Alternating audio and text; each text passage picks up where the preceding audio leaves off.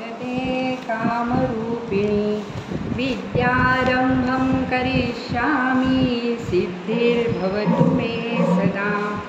गुरुर्ब्रह्मा गुरुर्विष्णु गुरुर्देवो महेश्वरः गुरुसाक्षात् परब्रह्म तस्मै श्री गुरवे नमः।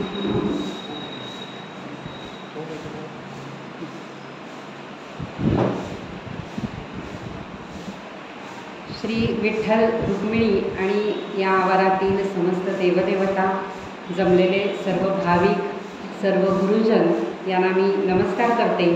देशमुख काकांच्या परिवारात आल्यानंतर अनेक विषयांवर बोलायची संधी मला मिळाली, म्हणून आयोजकांचेही आभार सुरुवातीलाच मानते, कारण त्यानिमित्ताने वाचतो। म्हणजे मी कायम म्हणते, आमचं विद्यार्थ्यांसारखं असतं, परीक्षेची तारीख लागली की जो अभ्यास होतो तसा अभ्यास बाकी कधी वर्षभरात होत नाही ठरवला तरी, तर त्या निमित्तानं आमचा अभ्यास होतो, त्याचा आनंद आहे। तर या दिवशी नवरात्रातली प्रवचनं म्हणून ठरवायची झाली तरी तारीख ॲडजस्ट करावी लागली, म्हणून आपण ही 1 आणि 2 तारीख घेतली। म्हणून अर्थात विषय देवीचा ठेवलेला होता। श्री सूक्तावर बोलेन असं मी बोलताना म्हटलं, आणि मग माझ्या मनात असं आलं की श्री सूक्तावर आपण बोलूच, पण मुळात नवरात्रामध्ये ज्या देवींची आपण पूजा करतो त्या देवींचं नेमकं स्वरूप काय आहे, ते तत्त्व काय आहे, त्याच्यापर्यंत आपण उपास्य देवता ज्या आहेत, ज्यांची आपण 9 दिवस जागर करतो आणि पूजा करतो, त्याबद्दल आधी थोडंसं बोलायला हवं असा विचार करून मी म्हटलं चला सर्वमंगल मांगल्ये असं नाव ठेव, म्हणजे त्याच्यातून सगळं काही पुढे मला बोलता येईल। तर म्हणून तुम्हाला ते नाव दिसताना सर्वमंगल मांगल्ये डॅश आणि श्री सूक्त असं जे दिसतंय ते त्यामुळे दिसतं आहे की मुळात ज्या वेळेला आपण ह्या सगळ्या देवदेवतांची उपासना करतो किंवा त्या मार्गावर येतो, त्यावेळेला पहिल्या अगदी सामान्य पातळीवर आपल्याला दिसतं ते त्यांचं रूप। सुंदर ते ध्यान उभे विटेवरी कर कटीवर ठेवून या म्हटल्यावर ती मूर्ती सुंदर डोळ्यापुढे दिसते, ते आकर्षण बिंदू असतो। आणि तिथून मग त्या मार्गावर गेल्यानंतर खरं तत्व काय आहे तिकडे आपण वळू शकतो किंवा त्याचा बोध घेण्याचा प्रयत्न करू शकतो। आणि म्हणून तिथपर्यंत पोचता येतंय का हा माझा प्रयत्न आहे, कारण मी म्हणते असं की पोपटपंची करून काही पाठ करून मला बोलता येईल, पण मला मुळात ते समजलंय का पचलंय का हा आधी महत्त्वाचा मुद्दा असतो।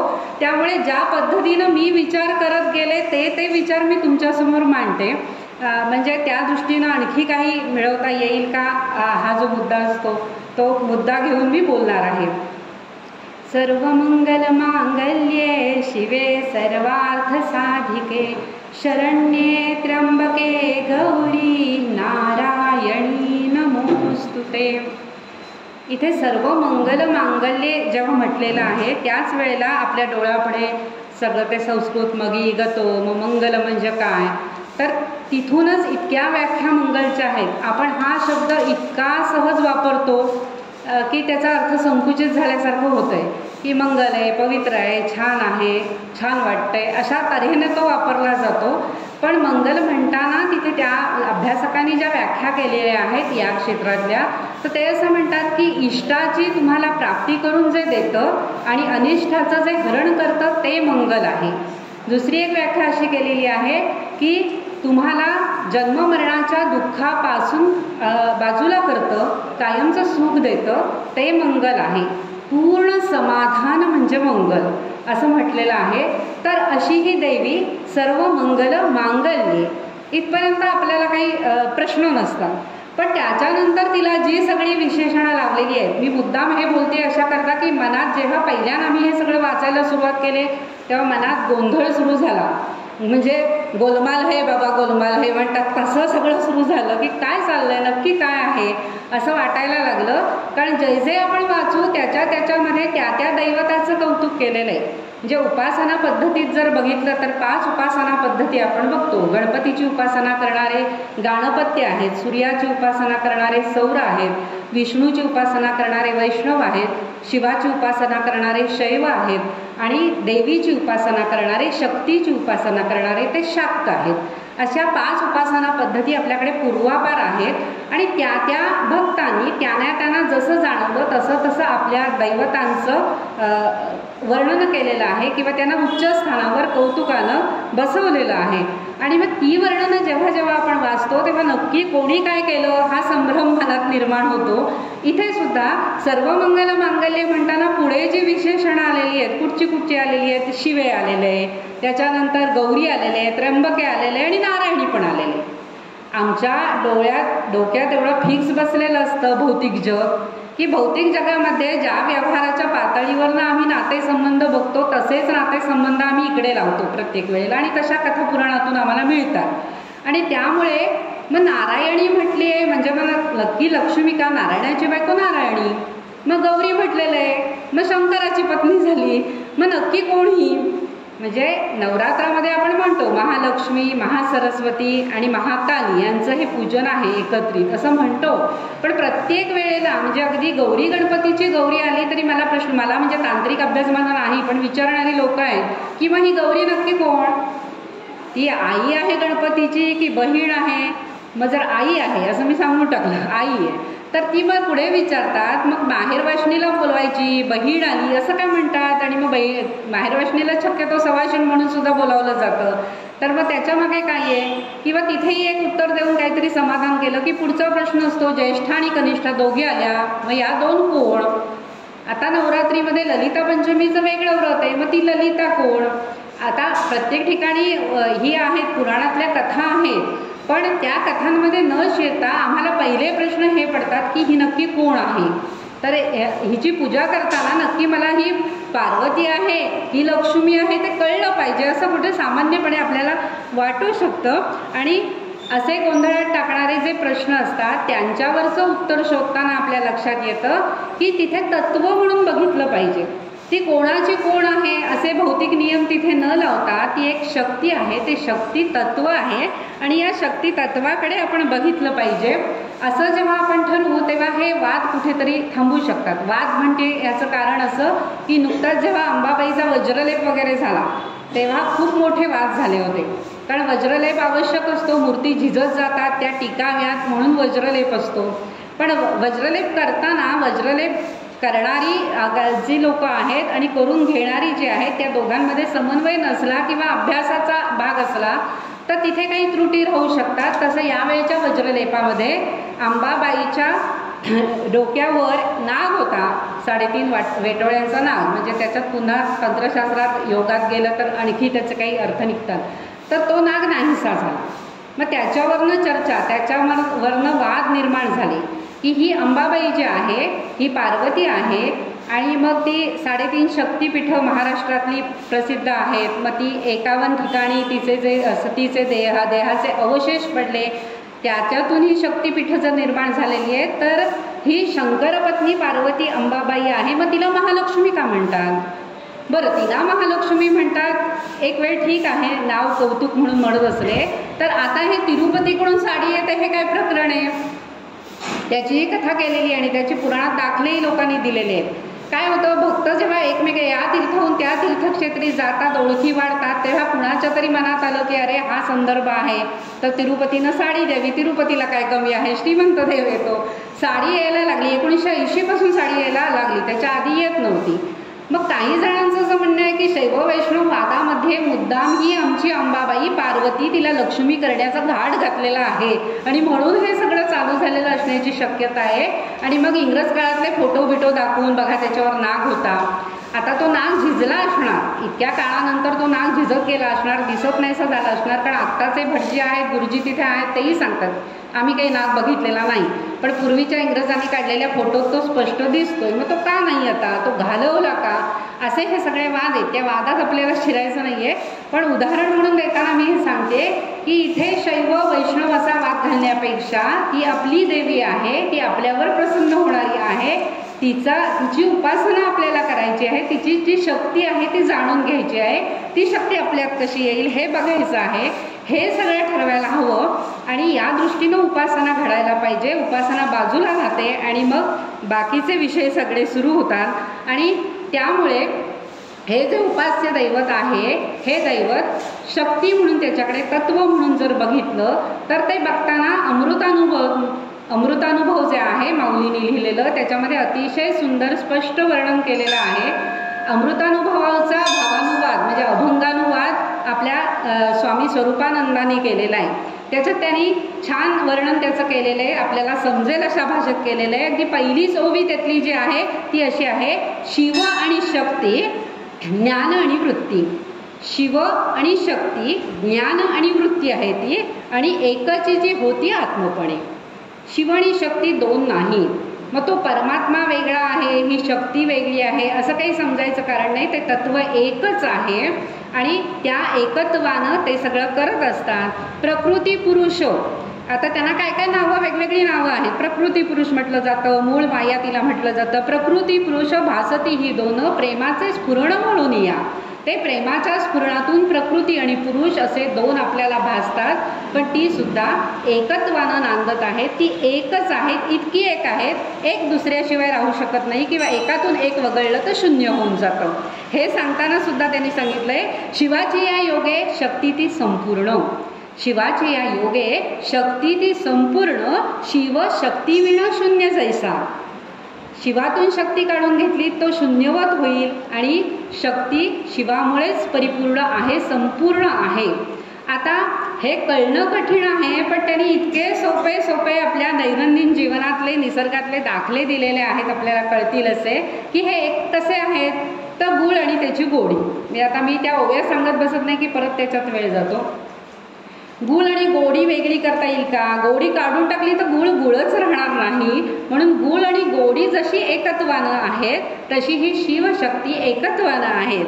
वायू आणि गती हे एक उदाहरण दिलेलं आहे की गतीशिवाय वायूचं काही कार्यच होणार नाही. गतीशिवाय वायू शून्य आहे, किंवा त्याला वायूच म्हणता येणार नाही. वायूचं जे कार्य आहे ते होणार नाही. साधा आपला कान म्हटला तरी कानाची देवता वायू ही सांगितलेली आहे. तर सगळ्यांनाच कान असतात, पण काही जण बहिरे असतात ना, कारण ती वायू तत्व जे आहे ते जाण्याकरताची जी वाट आहे तिथे काहीतरी बिघाड झालेला असतो आणि ते कार्य होत नाही, म्हणून ते बहिरे झाले.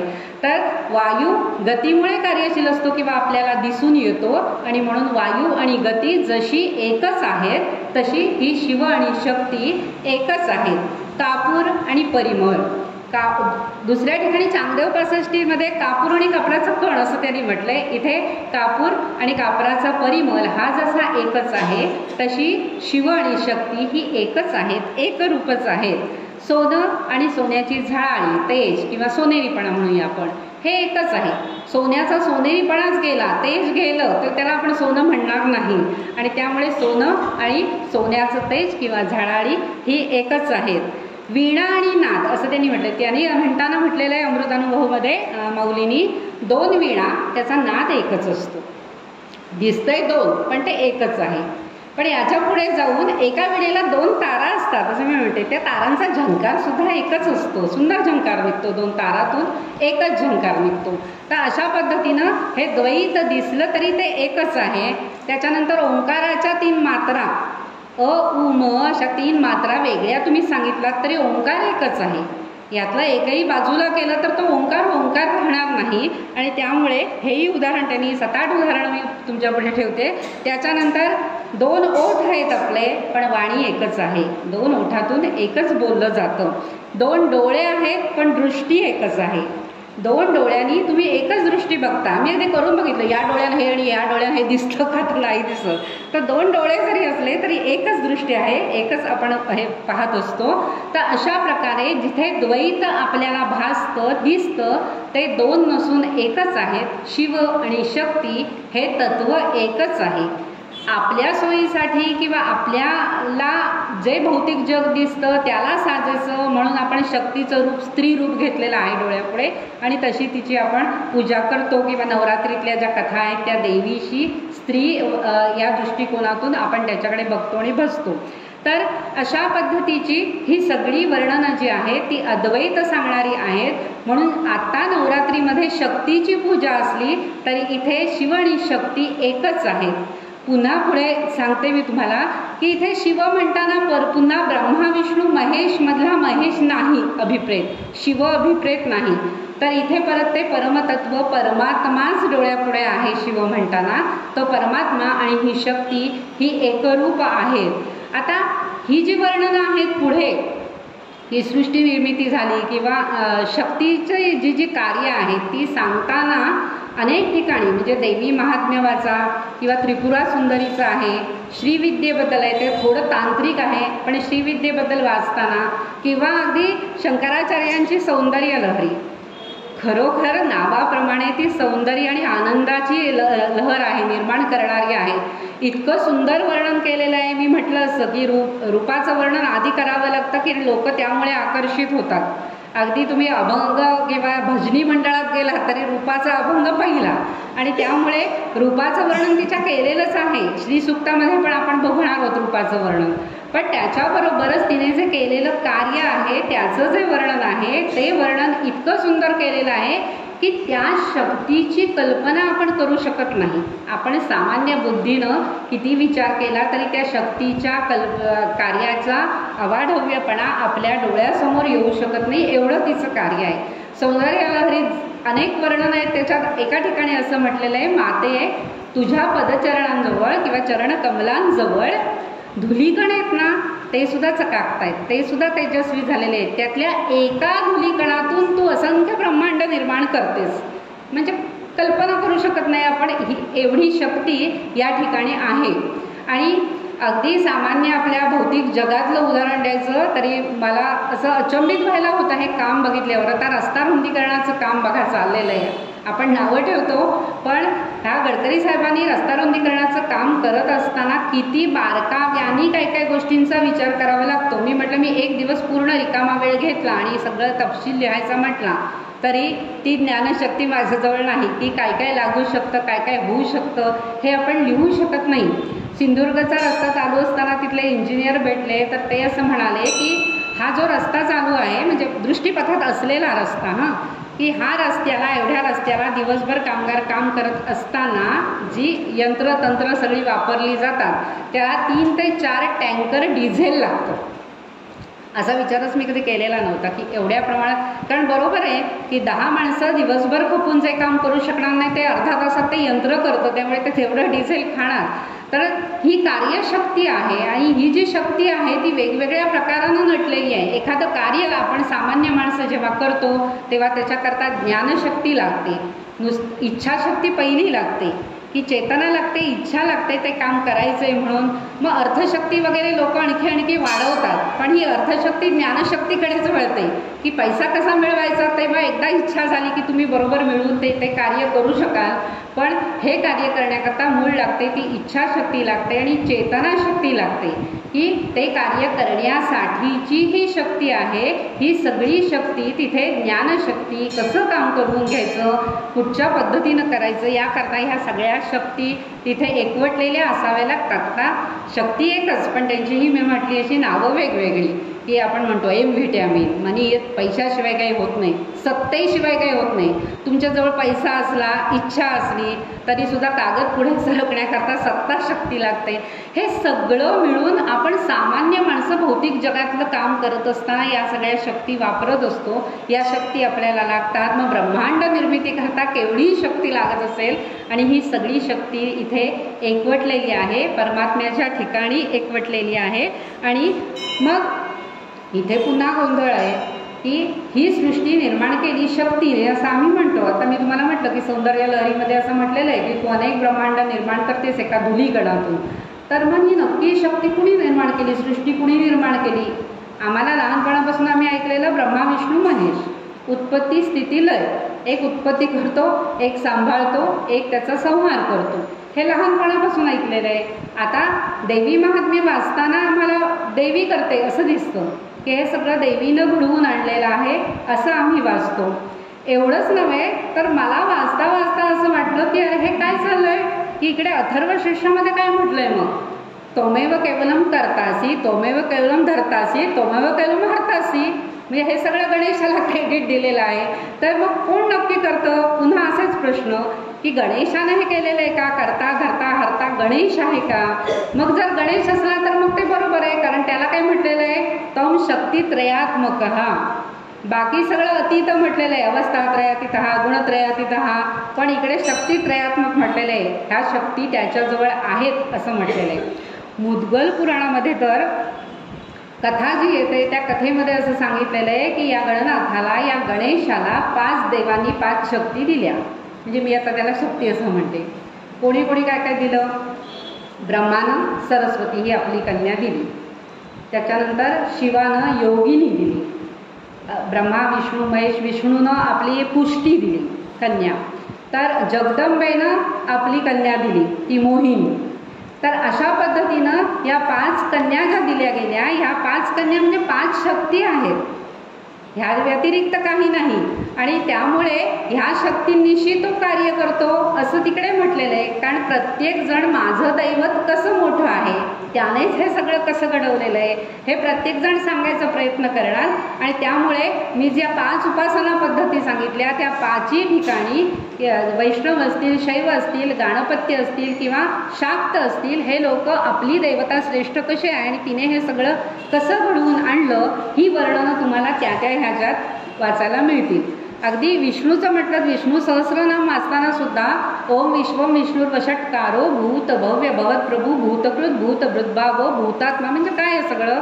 पुन्हा सृष्टी निर्मिती आणि उत्पत्ती स्थिती लय ह्याच्यावरच म्हटलेलं आहे. तोच आहे, हे सगळं करणारा तोच आहे. म्हणजे तो विष्णू आहे, महाविष्णू आहे. इकडे देवीनं म्हटलेलं, देवीने हे सगळं केलेलं आहे. देवीनेच ब्रह्मा विष्णू महेशांची निर्मिती केलेली आहे असंही म्हटलेलं आहे. तर हा मतांचा गलबला आहे असं समर्थ रामदास म्हणतात. त्यांच्या समास निरूपणामध्ये आलेला आहे. एका समासामध्ये कर्ता असं त्या समासाचं नाव आहे की कर्ता कोण? प्रत्येकजण म्हणतो माझा देव कर्ता आहे. तर नक्की हा मतांचा गलबला आहे, तो इतका वाढलेला आहे. यादीच्या यादी दिलेली आहे, कोण कोण कर्ते आहेत असं प्रत्येकजण म्हणतं. तर मग या मतांच्या गलबल्यामध्ये आपण शिरायचं का? हा मतांचा गलबला आहे, त्याच्यातून आपण बाहेर पडायचं असलं तर खोल टाकून तत्वापर्यंत गेलं पाहिजे. ते तत्व आपण स्वीकारलेलं आहे का किंवा तिथपर्यंत आपण पोचलेलो आहोत का, अशा पद्धतीनं इथे स्वामींनी सांगितलेलं आहे. आता अथर्वशीर्षामध्ये दुसरा एक शब्द आला, तिथेही चक्रवायला होतो, मूलाधार स्थितोसी नित्यम. आता 2 अर्थ तिथे निघतात. संस्कृतमध्ये अनेक अर्थ जसे वलय असतात तसं की मूलाधार म्हटल्यावर आपल्या शरीरामध्ये जी चक्र आहेत यौगिक क्रियेची, ही कुंडलिनी जागृती करता सहस्रार चक्रापर्यंत जाण्याकरता मूलाधार चक्र ती गणेश देवता आहे. आणि त्यामुळे ते म्हटलेलं असण्याची शक्यता नाकारता येत नाही असं अभ्यासक म्हणतात. पण तसं नसावं, कारण कुठेही संपूर्ण अथर्वशीर्षामध्ये बाकी यौगिक क्रियेचा उल्लेख सुद्धा केलेला नाही. त्यामुळे मग इथे काय म्हटलेलं असेल?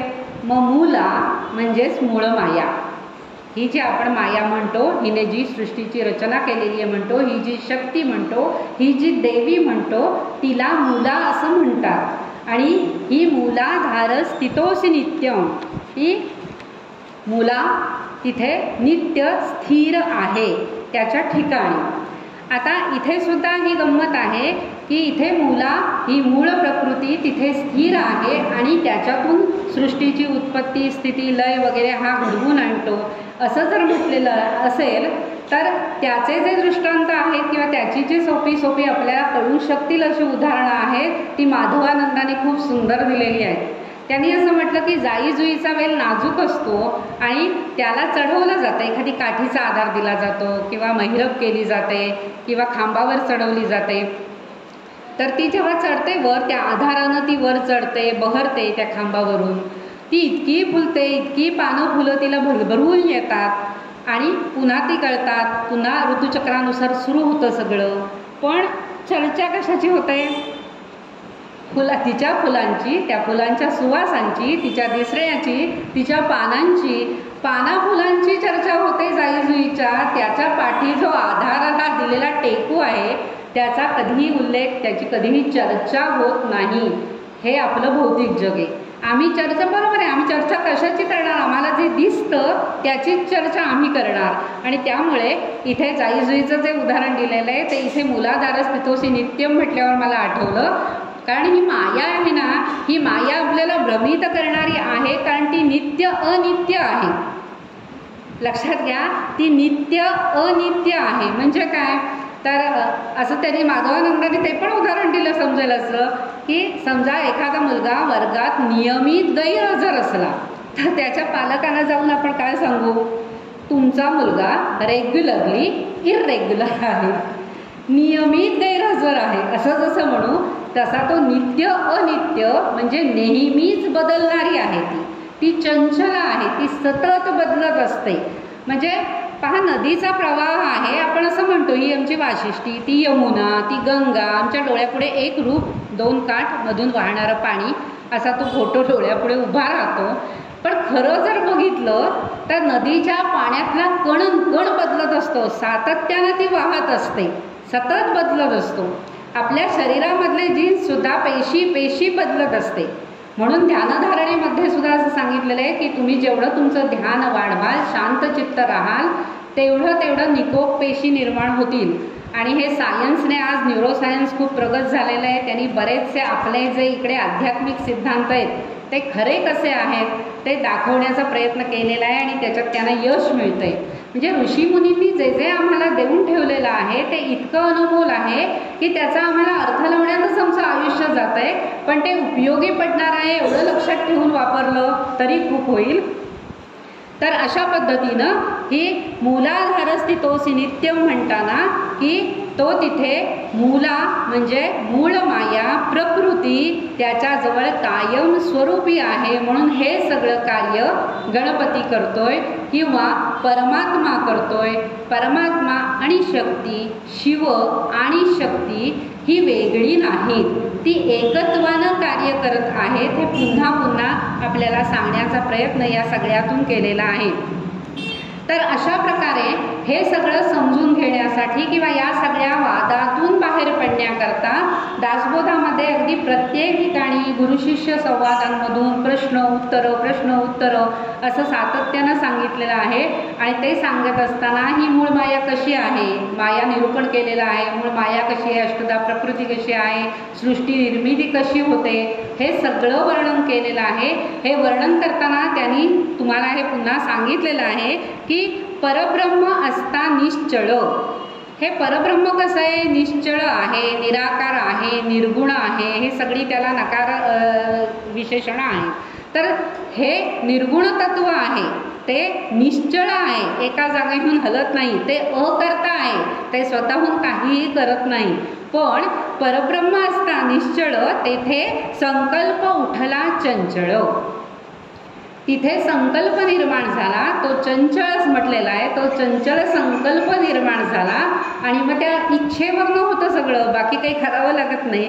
तर तयास बोलीजे केवळ आदिनारायण, हा जो संकल्प निर्माण झाला त्याला आदिनारायण असं म्हणतात. आता याला जोडून त्याने पुन्हा सांगितलंय तुमचा गोंधळ होऊ नये म्हणून की मूळ माया जगदीश्वर या आदिनारायणाला किंवा हा जो संकल्प उठला, चंचळ संकल्प उठला, त्याला वेगवेगळ्या नावाने ओळखलं जातं. पुढच्या त्यालाच आदिनारायण म्हणतात, त्यालाच मूळ माया म्हणतात, त्यालाच जगदीश्वर असं म्हणतात. त्यासीच म्हणजे षड्गुणैश्वर्य, त्यालाच षड्गुणैश्वर्य म्हणतात. म्हणजे षड्गुणैश्वर्य हे रूप त्याच्यानंतर आपण वर्णन करताना वापरलेलं आहे बऱ्याच ठिकाणी की यश, श्री, औदार्य, वैभव वगैरे सगळे हे आहेत, हे त्याचे षड्गुण आहेत, ते आपल्याला दिसतात म्हणून आपण म्हणतो. तर हे षड्गुणैश्वर्य असं त्यालाच म्हटलेलं आहे. अष्टधा प्रकृतीचा विचार तेथे पहा. समर्थ म्हणतात की इथून अष्टधा प्रकृती निर्माण झाली हे आपण लक्षात घ्या. मग ही अष्टधा प्रकृती म्हणजे काय? पंचमहाभूत, पृथ्वी, आप, तेज, वायू, आकाश, जे आज आपण सगळं वापरायला लागतं, त्याच्याशिवाय आपण तयार झालेलो नाही ते, आणि त्याच्याबरोबर त्रिगुण, अशी अष्टधा प्रकृती त्याच्यातून निर्माण झाली, हे तुम्ही लक्षात घ्या असं ते म्हणतात. आणि त्याचं कारण की इथे जो गलबला मतांचा झालेला आहे दासबोधात, त्याचं हे सांगितलेलं आहे तुम्हाला निराकरण करून की याच्यातून तुम्ही बाहेर पडा आणि मूळ सृष्टीची रचना कशी झाली ते समजून घ्या. आणि ते समजून घेतल्यानंतर तो परमात्मा ईशतत्वानं आपल्या प्रत्येकामध्ये आहे हे समजून घ्या असंही सांगितलेलं आहे. आणि इतकी वर्णनं काही ठिकाणी सुंदर आहेत. ही मूळ माया आहे ना, म्हणजे हे आपल्याला आवडणारं असं कौतुक की ही मूळ माया आहे ना, तिच्या मनात आलं ना की ती काय करते, शिवाचा जीव करते. पहा, तिच्या मनात आलं की ती शिवाचा जीव करते, परमात्म्याचा अंश जीवामध्ये घालते. आणि तिचं खेळून झालं, तिचं कंटाळून झालं, तिचं दमून झालं, किंवा तिला त्याची दया आली की पुन्हा ती जीवाचा शिव करते. म्हणजे उत्पत्ती स्थिती लयाचीच वर्णनं पण वेगवेगळ्या पद्धतीनं वेगवेगळ्या ठिकाणी आलेली आहेत. अशा पद्धतीनं ही मूळ माया कार्य करत असते. त्या परमतत्वाशी एकरूप राहून हे कार्य चाललेलं असतं. ते समर्थ म्हणतात की हे स्वाभाविकपणे चाललेलं असतं. ते मुद्दामहून कोणी केलं असं म्हणताही येत नाही, कारण परमात्मा हा करता आहे, तो निर्गुण आहे, तो निराकार आहे, आणि त्यामुळे हे कोणी केलं असं कसं म्हणणार. समुद्राच्या लाटा जेव्हा येत असतात त्याच्यावर जो फेस येतो तो फेस कोणी तयार केला, किंवा अगदी नळाखाली बालडी लावली तर येणारे बुडबुडे कोणी तयार केले असं कसं म्हणणार. वायुतत्वामुळे झाले, गतीमुळे झाले असं फार तर आपण म्हणू शकू. तर त्यामुळे हे सहज संभव होतं, इतकं सहज होतं की कोणी केलं. आम्हाला प्रत्येक ठिकाणी मी म्हटलं असं की भौतिक जगाशी संबंध लावायचा असतो म्हणून आम्ही कोणी केलं असं विचारतो, पण हे विचारायचं कारणच नाही असं समर्थ रामदास म्हणतात. कारण मुळातच हा भ्रम आहे. आम्हाला जे जे दिसतं ते भ्रम म्हणूया नको आपण, आपल्याला समजण्याकरता तात्पुरतं आहे असं म्हणूया की ते तात्पुरतं आहे, ते नश्वर आहे. त्याचा विचार कशाला मुळातच करायचा. त्याच्या खोलात शिरताना मूळ तत्वापर्यंत जायचं की या गलबल्यात अडकायचं ते आपलं आपण ठरवायला हवं. आणि त्यामुळे या गलबल्यात शिरू नका, या प्रश्नांमध्ये अडकू नका. हे सगळं भ्रामक आहे. आणि एका ठिकाणी तर ते म्हणतात की देवदेवतांचं पूजन करणं म्हणजे हे फार वरची पातळी झाली की कोणाला सांगूच नाही आहे खरं तर ते सुद्धा मूर्खपणाचं अडाणीपणाचं लक्षण आहे. मग शिष्यानं लगेच विचारलं मग कशाला तीर्थाटनाला जायचं आम्ही. जर देवदेवता यात जर नाही तसं तुम्हाला म्हणणं आहे की त्यांचं पूजा करणं किंवा उपासना करणं हे जर बरोबर नाही असं तुमचं म्हणणं आहे, बरोबर नाही असं त्यांनी म्हटलेलं नाही, अडाणीपणाचं आहे असं म्हटलं आहे, तर मग आम्ही उपासना कशा करता करायची, आम्ही सगळी परंपरा कशा करता पाळायची, आम्ही तीर्थाटनाला कशा करता जायचं. त्याच्यावर त्यांनी उत्तर दिलं हो जायचं, परंपरा पाळायच्या, तीर्थाटनाला जायचं. कशा करता जायचं तर तिथे संत सज्जन भेटतात, ज्यांच्या संगतीत तुम्ही राहता त्यांच्यासारखं तुम्ही होता. आणि म्हणून त्या संत सज्जनांच्या सहवासात राहण्याकरता हे सगळं करायचं. उपासनासुद्धा आता देवीची नवरात्रीची आपण उपासना करतो तर नवविधा मुक्ती त्याच्याकरता सांगितलेली आहे, नाही तर तीही सांगितली नसती. की आमची जी पंचेंद्रिय आहेत भौतिक जगाला ही झालेली आसुसलेली त्यांना इकडे वळवायचे. तुम्हाला सुंदर सुंदर पाहायचं आहे मग ते देवीचं सुंदर रूप पहा. तुम्हाला तोंडाने बडबडायची हौस आहे स्तोत्र म्हणा. की तुम्हाला तुमच्या संपूर्ण पंचेंद्रियांना, ज्ञानेंद्रिय आणि कर्मेंद्रियांना काहीतरी काम द्यायला हवं की तुम्ही विषयांपासून अलिप्त व्हाल म्हणून मग इकडे वळा, मग भजन करा, मग कीर्तन करा, मग टाळी वाजवा, त्यातला आनंद घ्या. असं नवविधा भक्तीमध्ये हे टप्पे टप्पे सांगितलेले आहेत. पण नंतर मात्र तुम्हाला आत्मनिवेदनापर्यंत जायचं आहे, आत्मसमर्पणापर्यंत जायचं आहे, या सगळ्यातून बाजूला व्हायचं आहे. हे नवविधा भक्तीतूनही आपल्याला सांगितलेलं आहे. तर अशा प्रकारचं हा जो समर्थ रामदासांनी सांगितलेला विषय आहे तो पुढे गुरुशिष्य संवादामध्ये त्यांनी असं सांगितलं की ह्या परंपरा पाळायच्या, ते सगळं करायचं, ती उपासना करायची. मी नाही कारण आम्हाला भजत, राम माझं उपास्य दैवत आहे आणि रामाकडूनच मला जे काही आत्तापर्यंत मिळाले ते सगळं मिळालेलं आहे. आणि त्यामुळे आपले उपास्य दैवत असलं पाहिजे, त्याच्या पुढे लीन होता आलं पाहिजे. बरेचदा असं होतं की अनेक जण देव मानत नाहीत, अतिशय प्रामाणिक असतात, अतिशय कर्तव्यदक्ष असतात, पण देव मानत नाही. मग इथे काय होऊ शकतं, अहंकार वाढू शकतो. मी केलं हा जो अहंकार आहे तो सगळ्याला घातक आहे. पुढे श्री सुक्तामध्ये सुद्धा तिथे म्हणून देवीची प्रार्थना केलेली आहे, तर न क्रोधो न च मात्सर्यम न लोभो, की मला याच्यातून एकदा संपत्ती आली, सत्ता आली की माज चढायला लागतो, तसं काही माझ्याकडून होऊ दे नको, अशा अर्थाची ती प्रार्थना आहे. तर त्या दृष्टीनं जेव्हा माझ्याहून वरचं कोणीतरी आहे, हे सगळं सांभाळणारं कोणीतरी आहे ही जाणीव मला असते, तेव्हा ती नम्रता माझ्यात येते. आणि ती नम्रता येणं हे अतिशय गरजेचं आहे. आणि म्हणून ही उपासनासुद्धा अतिशय गरजेची आहे. आता आपण नवरात्रामध्ये सर्वसाधारणपणे सप्तशती वाचली जाते की, पण सप्तशती ही सर्वसाधारण सगळीच जण वाचत नाही. काही ठिकाणी म्हटलेलं आहे स्त्रियांनी वाचू नये, ठीक आहे, त्याची संख्या घ्यावी लागते. 700 श्लोक आहेत, त्याची संख्या घ्यावी लागते, त्याला न्यास आहे, त्यामुळे ते सगळ्यांना शक्य होतं असं नाही. आणि त्यामुळे श्रीसूक्त हे छोटं आहे आणि छोटं असल्यामुळे ते पटकन आत्मसात करता येतं, म्हणता येतं, त्याच्याकरता तेवढा जेवढा वेळ देता येतो तो देता येतो आणि त्यामुळे श्रीसूक्त सर्वसाधारणपणे लक्ष्मीपूजनाच्या वेळेलाही म्हटलं जातं, नवरात्रीतही म्हटलं जातं, त्याचे पाठ केले जातात. तर त्यामुळे ह्या उपासना ज्या केल्या जातात, ही स्तोत्र जी म्हटली जातात, या उपासनेतून काय साधायचं आहे हा प्रश्न आहे. तर या उपासनेतून साधायचं काय आहे त्याचं उत्तरही आपल्याला उपनिषदांनी दिलेलं आहे. उपनिषद असं सांगतात की या ठिकाणी यन मनसा ध्यायती तत् वाचा वदती, जे मनामध्ये तुम्ही ज्याचा ध्यास धरता, ज्याचा सतत विचार करता, तेच तुमच्याकडनं बोललं जातं, तेच तुमच्याकडनं केलं जातं. यन मनसा ध्यायती तद वाचा वदती, यद वाचा वदती तत् कर्मणा कुर्वती आणि यद कर्मणा करोती तत् अभिसंपद्यते. म्हणजे जे आपण सातत्याने ज्याचा विचार करतो त्या विचारांप्रमाणे आपणही बोलायला लागतो, वागायला लागतो, आपल्यामध्ये ते गुण संक्रमित होतात, ते गुण संपादित होतात. त्या गुणांची पूजा आहे ही नवरात्र. म्हणजे या नवरात्रीमध्ये म्हणून बघा अलीकडे म्हणतात ना, नवरात्र म्हणजे काय आहे, जागर आहे. आणि आता तो स्त्रीशी आपण प्रामुख्याने जोडला आहे, कारण स्त्री अबला आणि तिच्यावर होणारे अत्याचार हे लक्षात घेऊन आता मीडियाने किंवा सगळ्या लोकांनी स्त्रियांना पुरस्कार देणं, त्यांचा आत्मसन्मान जागृत करणं, त्यांना आत्मभान आणून देणं, हे प्रकार आता म्हणून सुरू झालेले आहेत की तुमच्यातच ते आहे सगळं आणि ते तुम्हाला फक्त माहीत नाही. ते जे परमतत्व आहे तेच तत्व तुमच्यात आहे आणि ते तुमच्यात असलेलं तत्व, त्याचे जे शक्ती आहे त्याचा विकास व्हायला पाहिजे आणि तो विकास होण्याकरता तुम्हाला आधी माहीत पाहिजे की माझ्यातही हे गुण आहेत, त्यांचा विकास मला करायचा आहे.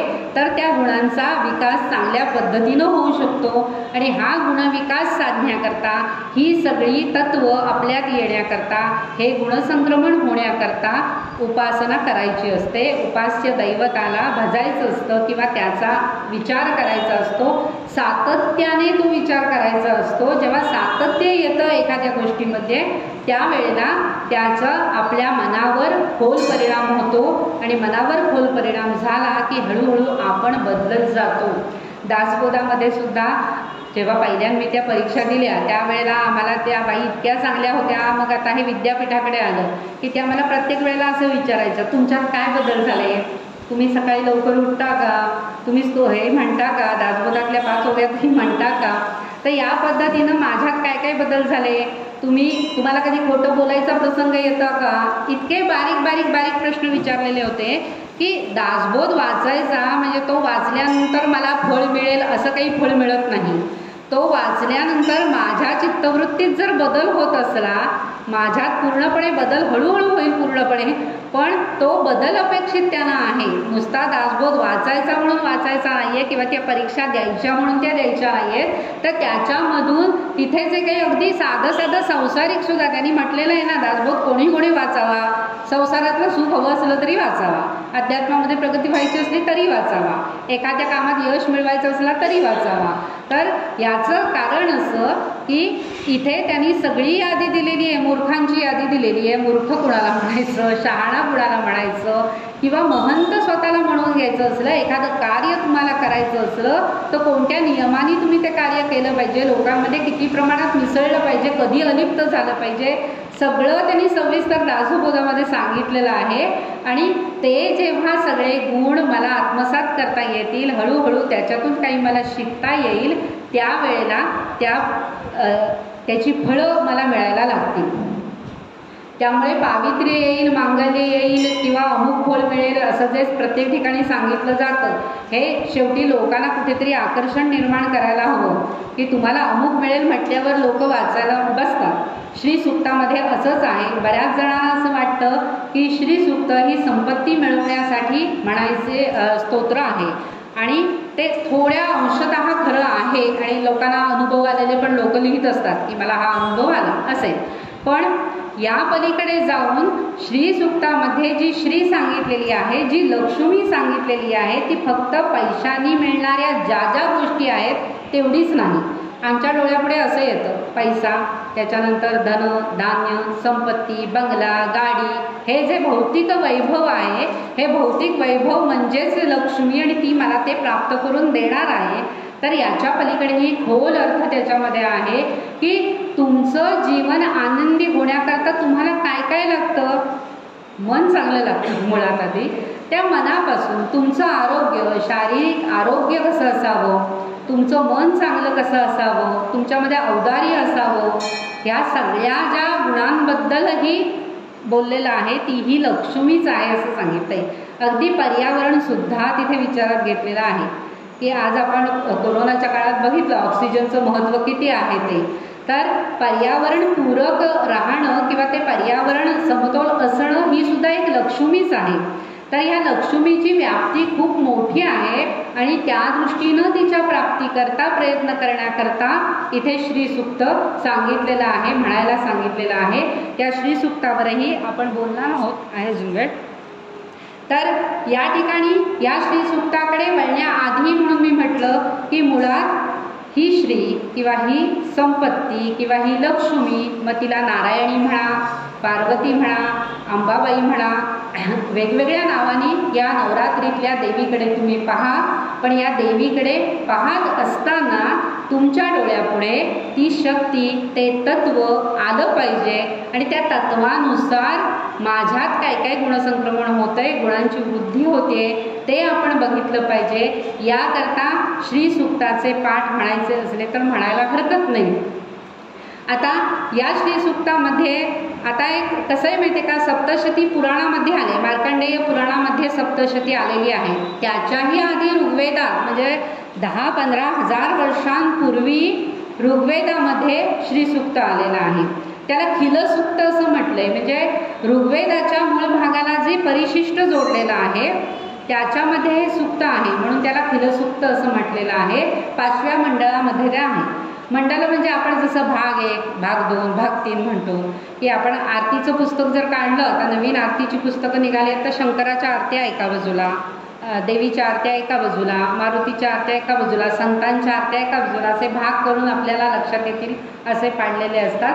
त्या अर्थानं मंडल हा शब्द आलेला आहे. तर 5व्या मंडलामध्ये हे श्रीसूक्त आलेलं आहे आणि ते एकानंच कोणी लिहिलेलं नाही.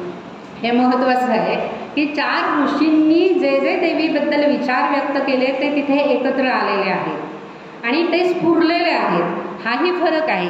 आम्ही कविता करतो, कविता करतो, पला प, टला ट जुळतोय की नाही, यमक जुळतोय की नाही, अलंकार येतोय की नाही, उपमा उत्प्रेक्षा काही जोडता येतंय का तिथे, ते अधिक सुंदर कशी दिसेल, हा सगळा विचार करून आम्ही कविता करतो. तशा पद्धतीची कविता नाही स्तोत्रही. स्तोत्रांमध्ये ऋषींनी जी स्तोत्र लिहिली आपण म्हणतो आपल्या भाषेमध्ये, तर ती त्यांना स्फुरलेली आहेत, अंतस्फूर्तीनं ती आलेली आहेत. ते द्रष्टे होतेच आणि द्रष्टे असताना त्यांनी जो प्रत्यय घेतला, त्यांनी जो अनुभव घेतला, त्या अनुभवातून लिहिलेले ते शब्द आहेत, आलेले ते शब्द आहेत, आपोआप आलेले ते शब्द आहेत. आणि म्हणून मी म्हणते तसं की संतांच्या अभंगांबद्दल बोलताना किंवा श्रीसूक्तावर सुद्धा बोलताना फारच धारिष्ट्य मी करणार आहे. कारण त्याचं कारण असं की हे जे अभंग असतील, स्तोत्र असतील ना, ते आत्मानुभूतीतून लिहिलेले असतात, त्या स्वतःच्या अनुभूतीतून लिहिलेले असतात. त्यांना जो प्रत्यय आला त्याच्यातून लिहिलेले असतात. त्याचे अर्थ लावणारी मी कोण, हा एक प्रश्न.